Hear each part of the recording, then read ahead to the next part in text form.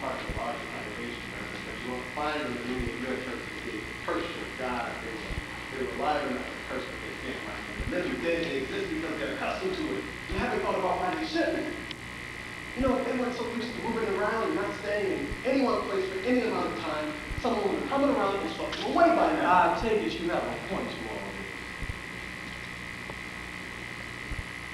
I know something of the living dead on there. When you work in the streets and camps.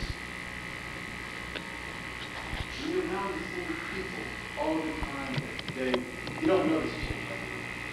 And one day you wake up and you're aware. Someone old, fat. Got old. You see, the purpose of all of this is to show you the hopeless and to let you know that that number is growing every day. You will have a solution. Unity. I've never been against that. Oh, yeah. Your idea of unity is sitting around the campfire while the cross is burning, singing, "We shall overcome." If you were really for unity, you'd be singing, "We shall come over." Every time there's an injustice, we shall come over. Every time there's a black woman being frightened by a white bitch behind a white hood, we shall come over. Every time and any time black people are being persecuted by white folks, we shall come over and we'll stay there until black people feel safe again. We also say, ain't gonna let nobody turn us around. Well, that may be true, Reverend, but no one ever got their freedom from singing. However, if you're prepared to do some swinging, Well, revenge, is that the unity you seek? I value survival, and I care about the quality of that survival. No, I don't seek violence. I say stop it, and I will stop it by any means necessary. I have that as a duty. Violence never stops violence, And man. marchers do. Marching, singing, you hit upside the head, all that stops violence. What did you get from all of those marches, Mark? Peaceful legislation. Did that legislation stop those civil rights workers from being murdered in the South? Or prevent those children from being blown up in their own church?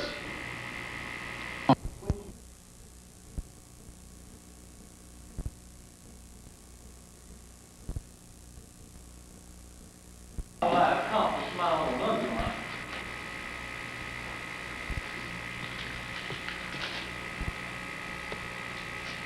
We will match your capacity to inflict suffering with our capacity to endure it. We will meet your physical force with soul force. Do to us what you will. Threaten our children and we will still love you. Come into our homes at the midnight hour of life. Take us out on some desolate highway and beat us. And then leave us there and we will still love you. Say that we aren't worthy of integration. That we're too immoral, that we're too low, that we're too degraded, and we will still love you. Bomb our homes! Bomb our homes and go by our churches early in the morning and bomb them too, if you please, and we will still love you. We will wear you down with our capacity to suffer. Did you really say that, You Mark? know that I said it, and furthermore, you know the context. The context has to be insanity. Is love insane? No, but we're not talking about love. Perhaps you need to read it again. No, thank you. I try not to inflict suffering upon myself. I find that my capacity to endure it is not as great as yours. You aren't before any cameras now, man. What? You have an audience of one and I'm not cheering. So you can stop You talking say that I don't need any audience and I don't need any cameras. I didn't come here to debate you, so you can stop. So Sometimes the contest is more important than the debate, Doctor.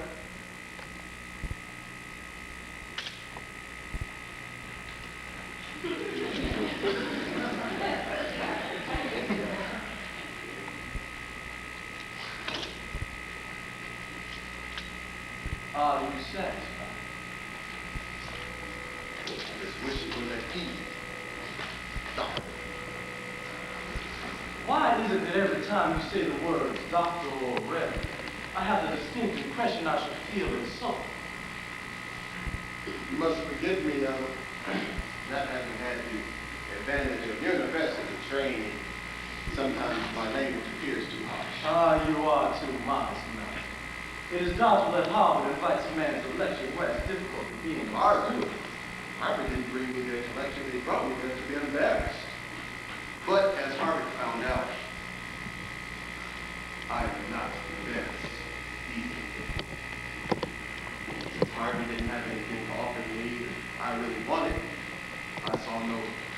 apologize for not having you in the first place, but there are an ample number of so-called Negroes there with an abundance of apologies, all saved up for just such an occasion. As that type of me. No. But I do see you as being used by white folks, whether you want to be or not, which is exactly why they'll erect monuments to you before you're through. Oh, I don't know about all that now. The very mention of your name is likely to cause a good deal of attention. And they may even name whole cities after you. You got the award, Martin. Yes, on behalf of all of us.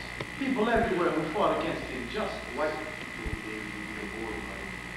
Doesn't it bother you just a little bit that the same people who are doing all the oppressing seem to be giving out all of the awards? You must have been impressed with the most people who said, if blood must spill in the streets, let it be ours. Hell, every crack in the South would have given you an award for that. That award was for peace now. That award is for getting beaten up and not fighting back. I didn't expect acceptance from you. A little understanding would be good. Understanding? You want me to understand how a black man can ask his own people to be the first, the last, the only ones to bleed, to spill their precious blood to the pavement of these cities, or let it sink into the soil of this nation, a nation that we built? You want me to understand that? Did it ever occur to you that perhaps you were more responsible for the blood of our people flowing out? What? That your speeches are unwittingly caused? Wait a minute, no, not once, not ever. Aggression in the name of self-defense is not violence, it's honor.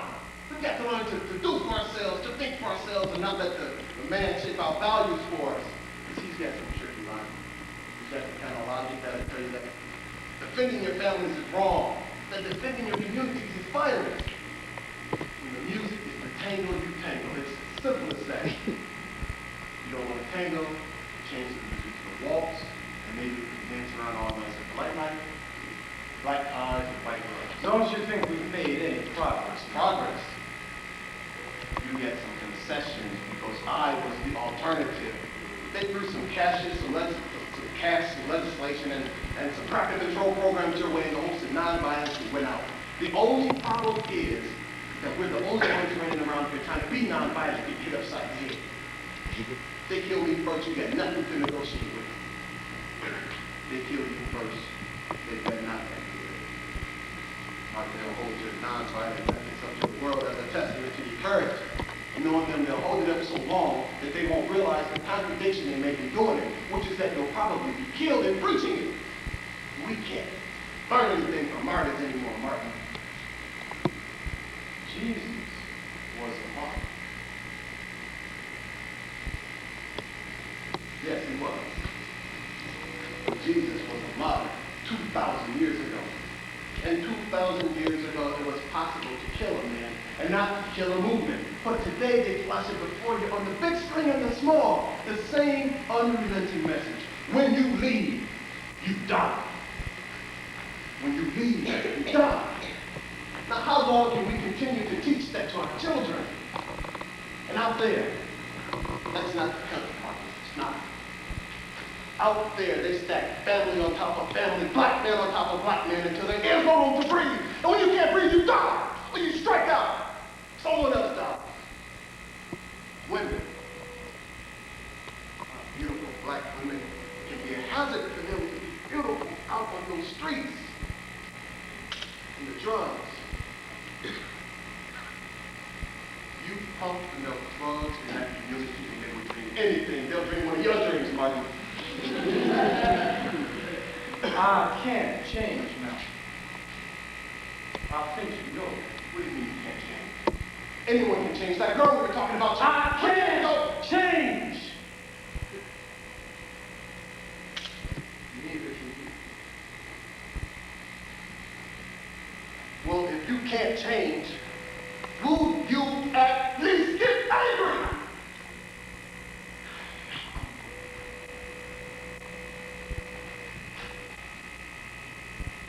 The first march I ever led, I was surrounded by all types of people. Old women who found it hard to walk across the room, they somehow found the strength to march for miles. Young men and women carried their children. children holding their hands to their younger brothers and sisters. All of a sudden, this bottle was thrown out from the middle of a crowd of whites, and we shouted, duck, and all the adults did, but children have a need to know what's being done. I struck this young child. It cut the hole inside of her face. None of us really had time to be angry then. We rushed to protect her, to console her, to worry about stopping the bleeding. But we marched on.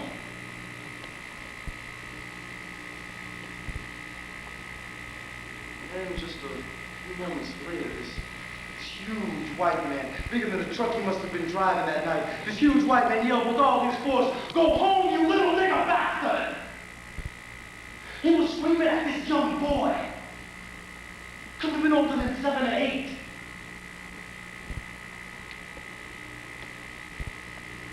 I saw the look on that child's face now. Scared and hurting, and maybe most of all, ashamed. He thought he must have done something terribly awful to have all that hate directed towards him. Yes, I can get angry. With all the history that makes me a black man, I can get angry. But it's a different kind of anger. It's an anger that makes you know you can't stop loving, you can't stop believing. It's an anger that makes you want to prove, hate, wrong.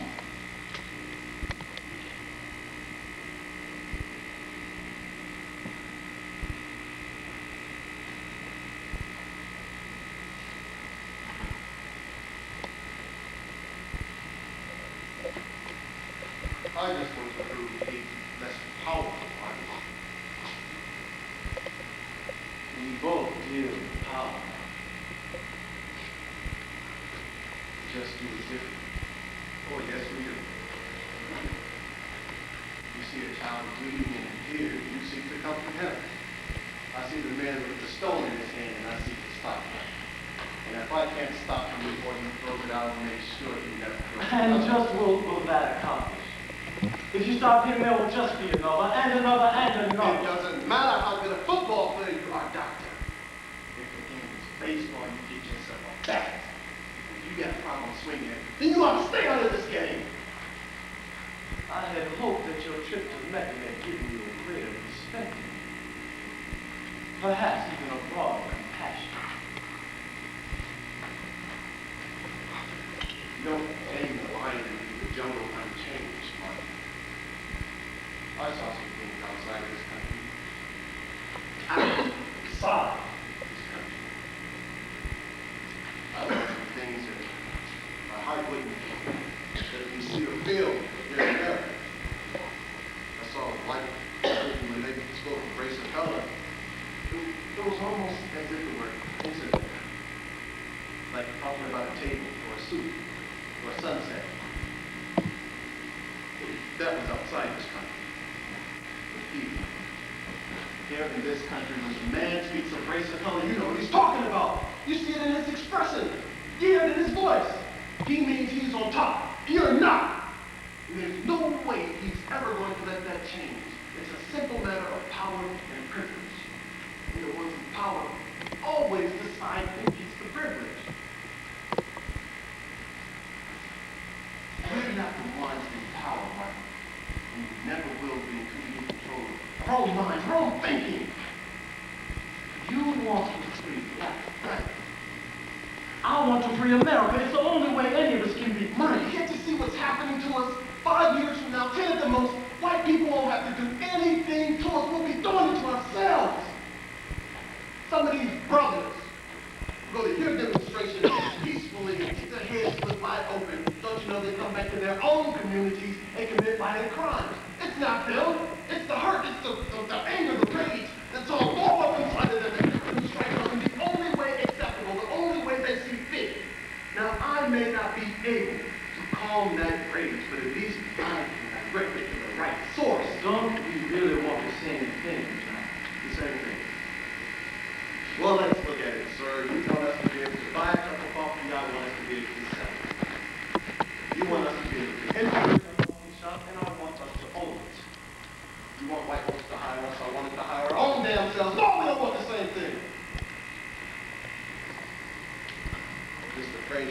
West integration you have will wind up being the white man's solution for control.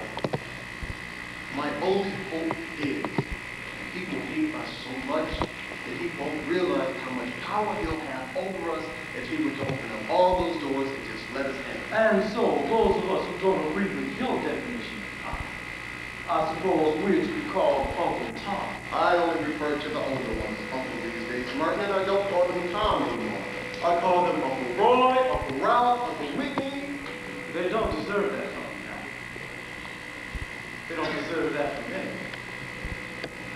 Do you think this unity you seek can be achieved through insult and ridicule? Have I ridiculed you, Reverend? Did you think I should be flattered by the term Reverend Dr. Chicken Wing? It was the Reverend Dr. Chicken Wing, to be precise, would you have been more flattered had I referred to you as the Lord. Your movement would have been sufficient. Well, isn't it wonderful how the two of us are getting along? Yes, I suppose it's time for a rematch. So there is an ego there to bruise. Well, you should feel fortunate that a rematch is even possible. Well, I am ready to inflict suffering if you are prepared to endure it.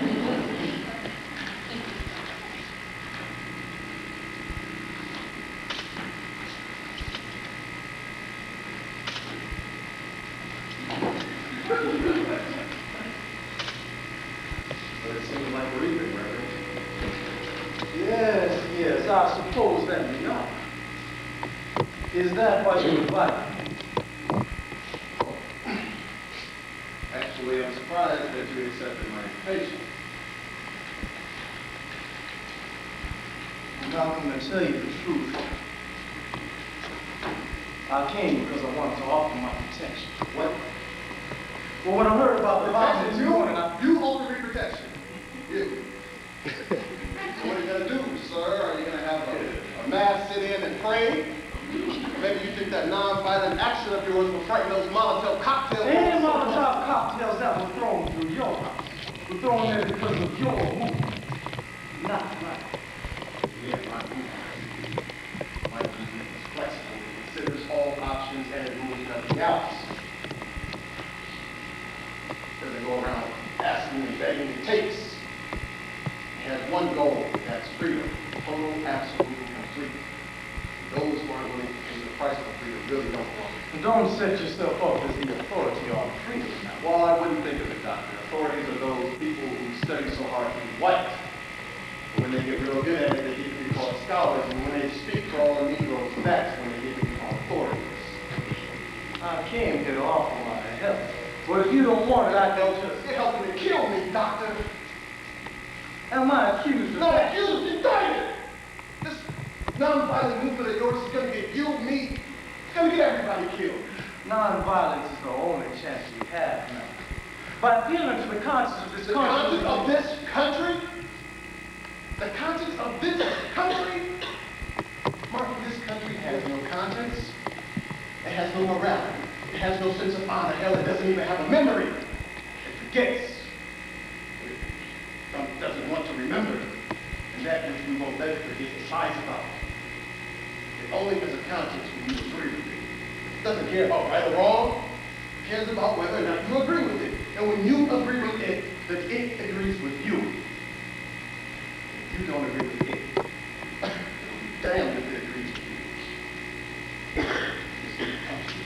It calls you a hero when you tell black people to be nonviolent here in America. But the same people who call you a hero here in America will call you a liar and a traitor if you were to tell those same black people to stop dropping napalm on little brown babies across the ocean in Vietnam. Now you can't appeal to the conscience of a country like that. The Jews in Germany, they were nonviolent.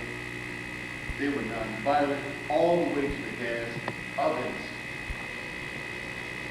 Now you ask the survivors of those concentration camps or their descendants whether or not nonviolence got them their freedom. As for me, I'm going to deal with the concentration camp we have right here in America. Over here, they're not called Auschwitz. They're called Detroit, New York City, Chicago, Illinois, and Philadelphia, Pennsylvania. So any black man who tells his own people to be nonviolent, any black man who preaches nonviolence to his own people is helping to destroy them. When you tell black people to be nonviolent, it not only becomes easy for racists to kill us, it becomes justifiable. And you think that I have contributed to that? Well, let's just say this, Mr. King, any man who wants to kill me, any man who wants to kill any black man doesn't have to stop and consider the consequences of his actions. They don't have to stop and think, now who